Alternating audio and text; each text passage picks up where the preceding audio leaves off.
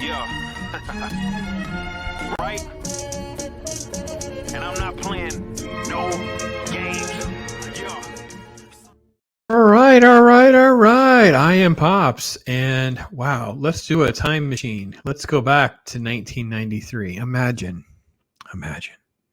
Sylvester Stallone, Wesley Snipes, little Sandra Bullock, Benjamin Bratt, Harold Ramis's Ghost, Rob Schneider, the Shawshank Warden, Bill Cobbs, one of the great actors, by the way, that no one seems to know, but he's a man's man.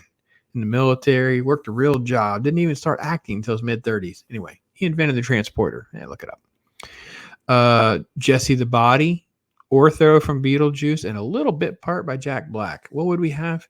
We would have 90s action and Idiocracy that came along quite a bit later. Yeah, that's what we got.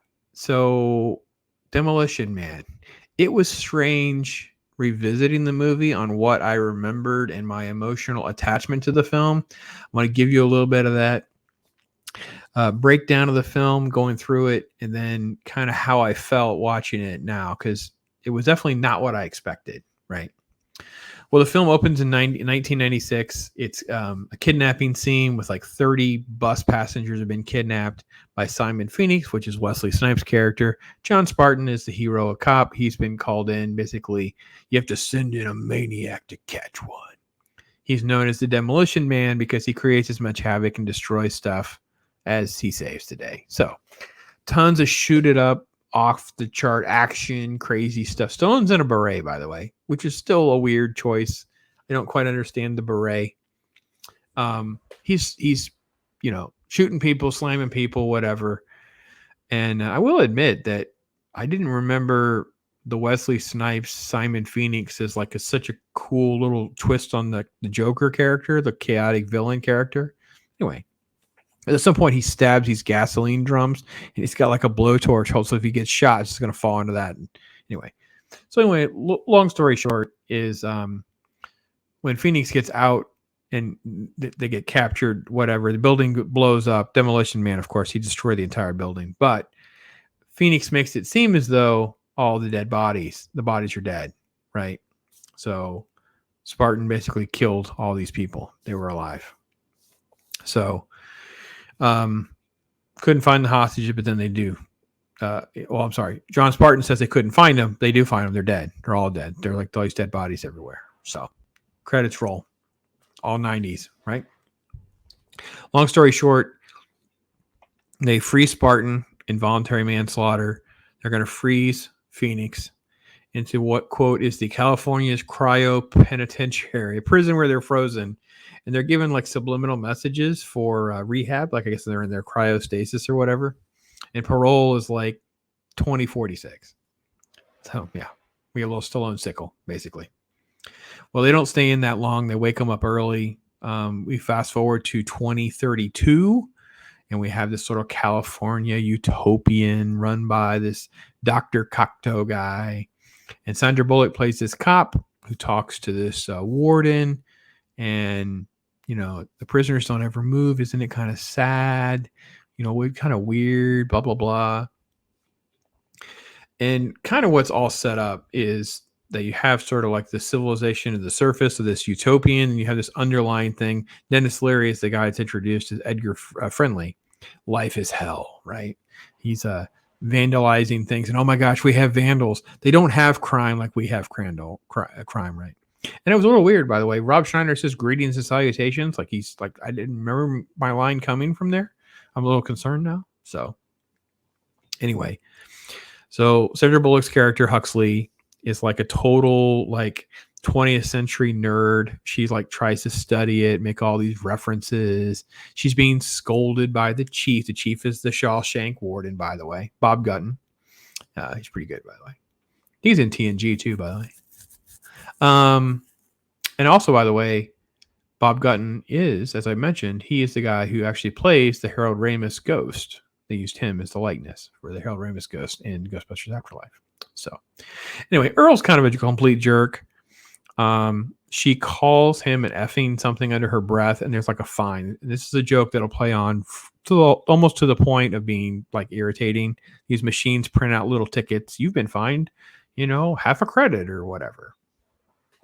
And Benjamin Bratt, who was this, cute guy back in the day, the lady swooned over him or whatever. He's basically like uber soy boy, cop, mocks her for her love of the 20th century stuff. And, it's like they're giving her grief too, because it's like, it's this boring vanilla utopian where you can't speak freely. There's no crime. There's no insults. There's nothing. It's all generic. Anyway, of course it's going to go bad because Phoenix gets thawed out. He escapes. He's killing people. Code word teddy bear. Hashtag teddy bear, by the way. It's for you, Flaccid Phoenix. Simon Phoenix, Flaccid Phoenix. That's funny. Because no one deals with crime anymore. They have no idea how to deal with this guy. It's almost like it's too cheesy. Like I said, Idiocracy, because it's like, what's a code 187? Nobody knows what a code 187 is. They look it up in a computer and, it's murder, death, kill. There hasn't been one since 2010. So they're so incompetent with his horrible acting and these lines or whatever. Wait, can I point out that there's a plot hole here, because Bill Cobbs is in the movie. Like he played like the rookie in the era of like the John Spartan before the freeze, and now he's like this old dude now and gives this speech, but he can speak proper English. He knows idioms, he knows all this stuff. So there's like this weird disconnect that we're supposed to go along and not take this movie that serious, but they try to take themselves serious. So anyway, Sandra Bullock's character is real excited about there being real criminals and whatever. Yeah. Anyway, there's this like weird thing going on the whole time about these lines and jokes, the attire, all these different things that are happening. And they basically, Rob Schneider's character is like, we're not trained for this kind of violence. I found that kind of funny, by the way. So they basically, long story short, is they're gonna unfreeze Stallone. Now, Dr. Cocteau finds out he's not happy, and he's talking about the scraps. That's how they refer to the people that are below ground. Kind of like a time machine, right? People above ground, below ground. Ortho is the assistant, by the way. Beetlejuice assistant's the dude that plays Ortho. So we thaw him out, and it's like a really cheesy Logan's Run element here, because he's like, and he's also like, I know what it was. I wrote it down. Sorry, there it is. Yeah. So he's asking about his wife, because he's, whatever. Quote, her light was extinguished in the big one of 2010, the earthquake. And it's like, what on earth is... They don't allow anything that's bad for you. It's all illegal stuff. So they make references to cigarettes and alcohol, caffeine, contact sports, meat, bad languages, spicy food, gasoline, uneducated toys, abortion. You have to have a license for pregnancy. I'm like, what is happening? There's like the 3 seashell joke in the bathroom. They don't use toilet paper. And there's all these like joking, mocking things. And Earl refers to him as like a dirty meat eater. Because when they play oldies stations, it's actually like a hot dog. And that's where Benjamin Bratt's like, that's my fave. And I'm like, oh my God, this movie, it's so cringy Idiocracy. And so much time is spent on all of this, like this banter about society and culture and this weird utopian nonsense. And whenever Simon Phoenix and Stallone wards him off from killing Cocteau, but doesn't really want to kill Cocteau. Anyway, spoiler alert. She says like, oh, you really matched your meat or whatever, and licked your arse. And I'm like, all of her idioms are wrong. I'm like, it's only been like a little bit of time, and the old dude is there. You could have like been corrected along the time. Like it. Anyway, there's like a Schwarzenegger library joke because Arnold was a president, and Stallone's like, he's a president. Like, yeah, like I don't know. So much of this film didn't connect with me on this rewatch. I just remembered so much more like action and shooting and stuff happening. I'm like, where is all of that? I'm like, I got this movie mixed up with something else.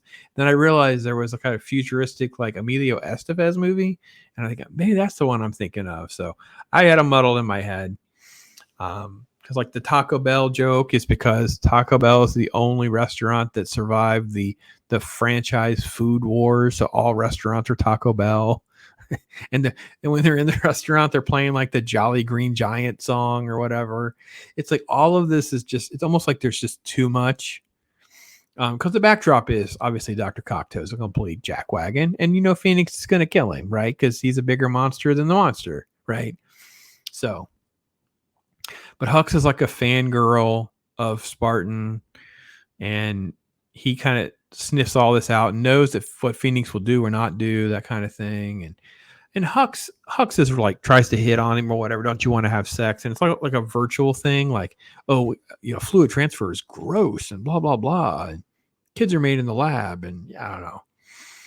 Anyway, Spartan figures out that something's wrong with Phoenix. They programmed him when he was in his cryostasis. He can't kill Cocteau. He's been brought out of all of this so he can go and kill this Edgar Friendly, this Denis Leary guy, because they're kind of a blemish on this guy's utopian, right?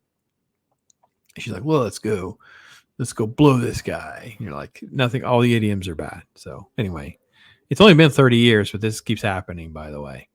Anyway, it just kind of takes us out of the movie, in my opinion, because it's like they go down where they think Phoenix is, where Denis Leary's scraps guys are. We're gonna have a big action sequence or whatever. And the chase scenes are fine. Oh, I know what it was too with Stallone. When he was in cryostasis, he didn't get the same kind of messages that Phoenix got turned into like a weapon. So he knew how to do martial arts and hacking or whatever. And John Spartan got like needle and thread jokes or whatever. Like he can crochet or something. Yeah. I'm like, I don't know. Anyway, I just couldn't get into some of that element. There's like Jackie Chan type moments and things like that. There's lots of fighting and cool stuff for a little bit. And before the big battle at the end, you have some different elements that kind of work and don't work, with Huxley kind of keeping her safe. He has the beret back again, by the way. So I guess all of his belongings were just in a little thing. So at the end, there's this big scene, and he's like basically in like a giant claw, because you're in like the cryostasis place, and the claw has him.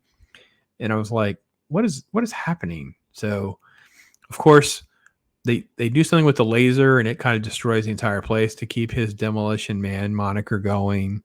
But Phoenix, the liquid nitrogen and stuff, or the whatever the cryostasis breaks. So anyway, he's in it. So when it breaks him. So Stallone hits him, and it actually kills him. So, and then at the end, you feel like now they can actually remake society, right? They've had a Cocteau's dead. Phoenix is a good reminder of what kind of society the evil side of society can be, and John kisses her. She gets all excited. I don't know. The guy is the writer that did Batman Returns, right? And I feel like, because Batman Returns to me is a little bit overrated, because it's a fine movie, but there's elements I don't like, and it's a very small movie. This movie, on the surface, seems like it should have been way bigger or grander or more sci-fi or something interesting. This guy is not writing.